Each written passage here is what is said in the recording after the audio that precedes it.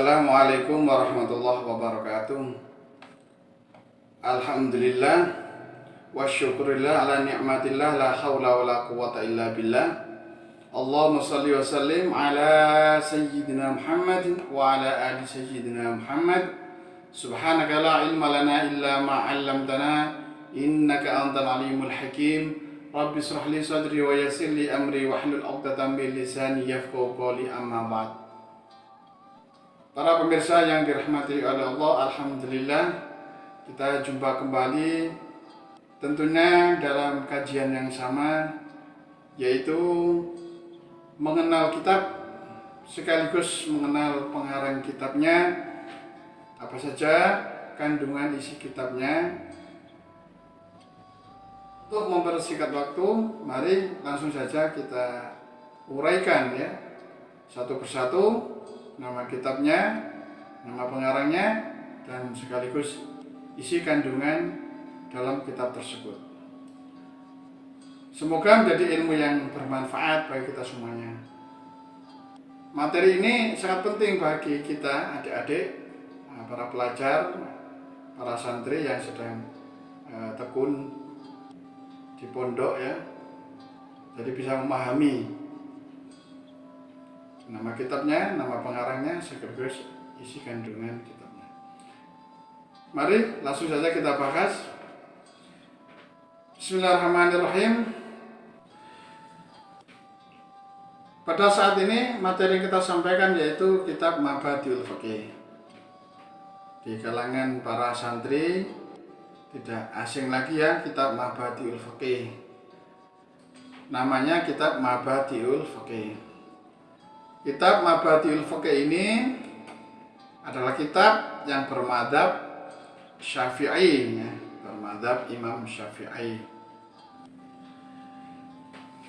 Kitab ini dikarang oleh Ustadz Umar Abdul Jabbar. Siapa?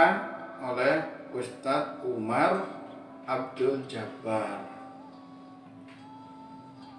Ya, adik-adik, siapa yang pengarangnya? Ustadz Umar Abdul Jabbar. Yang mana kitab ini terbagi dari beberapa jilid ya. Terbagi dari 4 jilid. Ada atau juz ya. Jilid 1, jilid 2, jilid 3, jilid 4. Juz 1, juz 2, juz 3, juz 4. Dan pada pertama kali kitab ini ditulis insya Allah pada bulan Rajab tahun 1353 Hijriah atau sekitar tahun 1932 Masehi. Nah, kitab Mabadiul Fiqh ini para pemirsa, Mabadiul Fiqh ini biasanya digunakan oleh apa? Oleh para pelajar sekolah ataupun pesantren-pesantren di wilayah Indonesia. Terutama apa? Terutama bagi pemula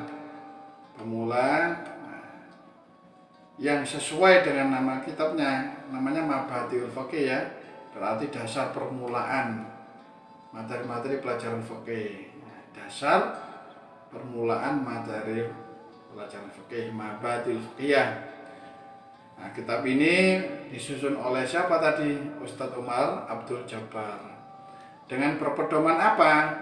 Dengan berpedoman kepada kemampuan yang sesuai dengan alam negara Indonesia maksudnya itu. Juga mengingat apa yang menjadi kegemaran dan kuatan akal pikiran para pelajarnya. Para pemirsa yang dirahmati oleh Allah, kitab Mabadiul Fiqh ini tidak hanya digunakan di pesantren-pesantren salaf, bahkan ada juga yang digunakan di sekolah-sekolah formal yang biasanya dijadikan sebagai kegiatan ekstra yang dikembangkan menjadi semacam kajian muatan lokal, mulok di sekolah-sekolah formal. Biografi pengarang kitab Mabadiul Fiqh Umar Abdul Jabbar. Dalam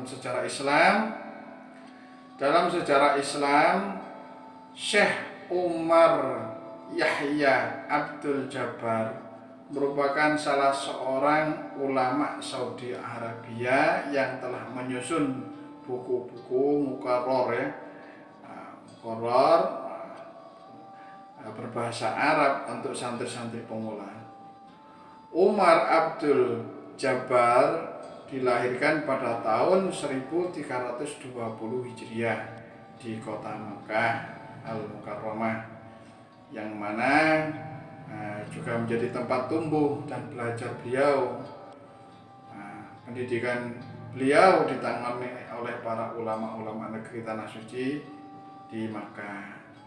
Di samping itu, beliau juga masuk ke madrasah Askariyah. Askariyah itu kemiliteran, dan lulus dari fakultas kemiliteran di masa Syarif Al-Husain.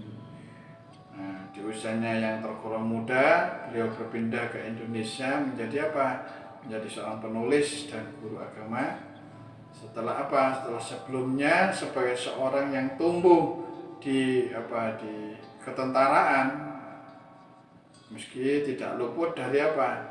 Dari pelajaran-pelajaran dinia yang beliau terima dari para ulama di zamannya. Beliau juga berguru di beberapa ulama di negeri ini. Di antaranya beliau menjumpai Ahmad Khatib Al-Minangkabawi ya. Ahmad Khatib dan Muhammad Nawawi Banten mengajarkan kitab tafsir yang berjudul Murah Labid. Beliau berguru pada beberapa ulama di negeri ini. Di antaranya beliau berjumpa di Makkah ya, adalah Ahmad Al-Khatib.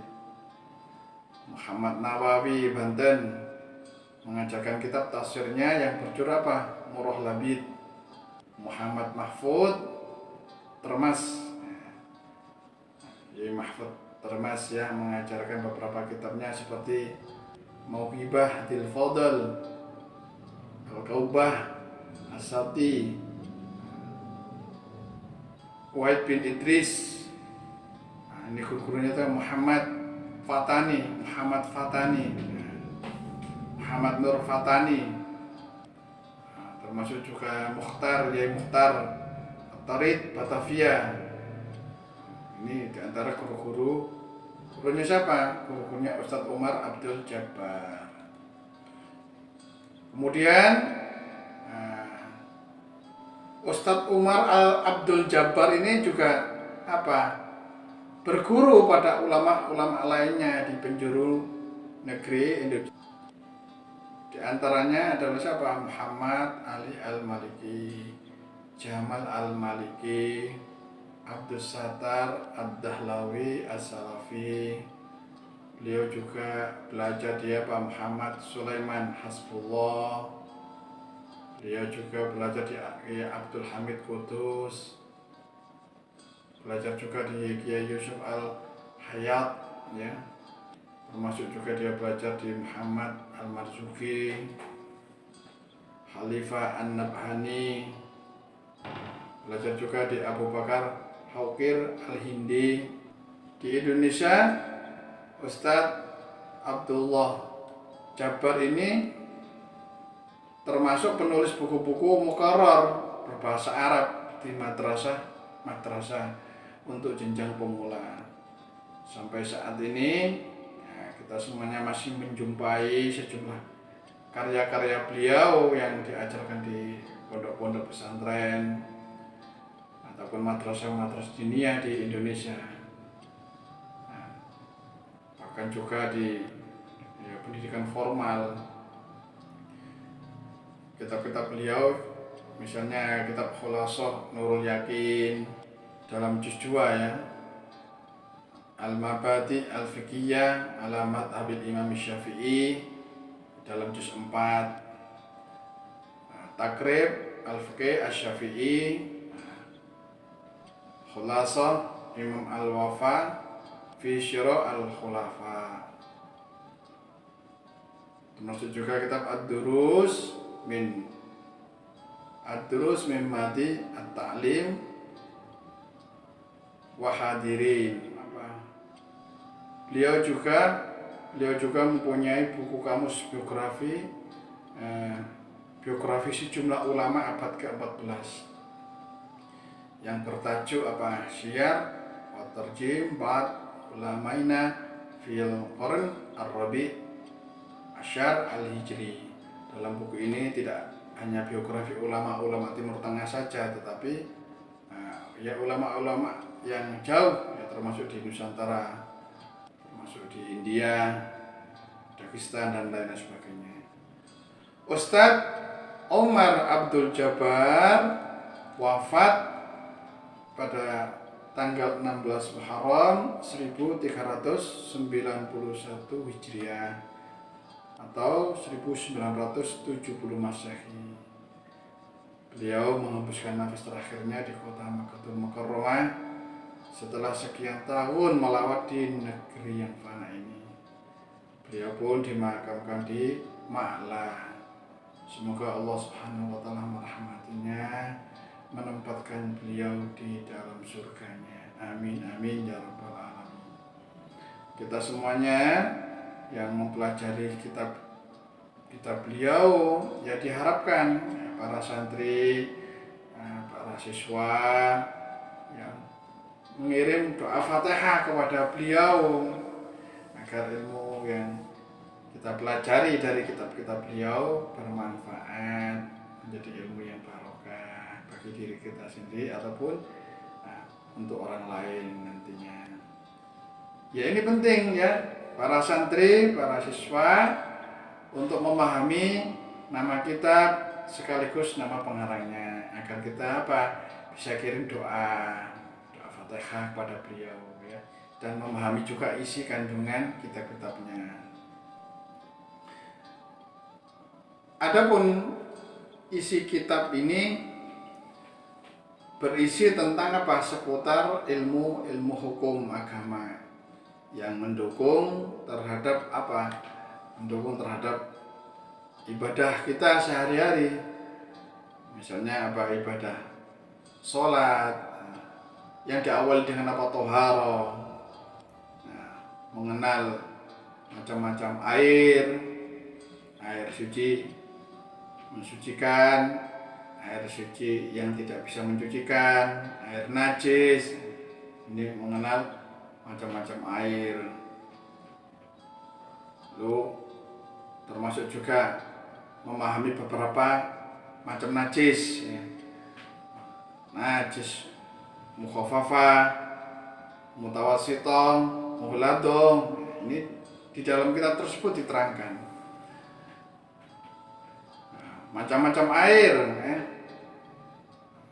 Air laut, air sungai, air hujan, air embun, sungai, dan lain sebagainya. Itu masalah air, ya. Masalah najis, toharo, ya. Nah, di situ juga diterangkan macam-macam najis sekaligus cara mensucikannya. Jadi itu najis mukhafafah, bagaimana cara mensucikan dari najis mukhafafah, mughladah, mutawassithah, ya, najis mutawassithah, pertengahan, bagaimana cara menghilangkannya najis tersebut. Najis mughladah, itu najis mughladah, dan jenis-jenis najis mughladah itu jenis-jenis yang menyebabkan najis mughladah itu ya. Nah, di situ dijelaskan. Lalu bagaimana cara mensucikan najis mughladah tersebut. Termasuk juga membahas kaifiyah wudu, bagaimana tata cara wudu, syarat rukun wudu, apa-apa saja membatalkan wudu, itu dan seterusnya, ya. Sholat, bagaimana kaifiyah sholat, waktu-waktu sholat, syarat rukun sholat. Ini semuanya dibahas di dalam kitab Mabadiul Fiqh. Begitu juga zakat, puasa, haji, semuanya dibahas di situ ya. Bagaimana kaifiah puasa, syarat rukun puasa, syarat sah puasa, apa saja yang membatalkan puasa. Nah, di dalam kitab Mabadiul Fiqh dibahas, termasuk zakat ya. Zakat, siapa saja yang berkewajiban zakat, apa itu zakat, dijelaskan di situ. Harta apa saja yang wajib dizakati, syarat-syarat zakat, di dalam kitab Mabadiul Fiqh dibahas. Haji, syarat rukun haji ya, apa saja fardu-fardu rukun-rukun haji dibahas di situ. Apa saja yang merusak ya, merusak ibadah haji ataupun yang membatalkan ya, di dalam kitab Mabadiul Fiqh dibahas. Begitu juga umroh, umroh juga dibahas. Di dalam kitab Mabadiul Fiqh juga dibahas masalah apa? Fikih nikah ya, itu dibahas. Udhiyah, sembelihan binatang kurban. Nah, ini dibahas juga. Binatang kurban yang apa? Syarat rukun binatang kurban seperti apa? Syarat-syaratnya. Termasuk juga pembahasan masalah perdagangan ya, fikih perdagangan. Di dalam kitab Mabadiul Fiqh juga dibahas. Tidak ada unsur tipu menipu, tidak ada ya apa ya, perdagangan hal-hal yang diperjualbelikan itu barangnya halal, dan nampak terlihat oleh mata panca indera. Nah ini ya, demikianlah pemirsa yang dirahmati Allah, demikianlah materi mengenal kitab Mabadiul Fiqh dan mengenal siapa pengarangnya, termasuk juga apa saja kandungan isi, apa saja isi kandungan pembahasan dalam kitab tersebut. Semoga menjadi kajian yang bermanfaat.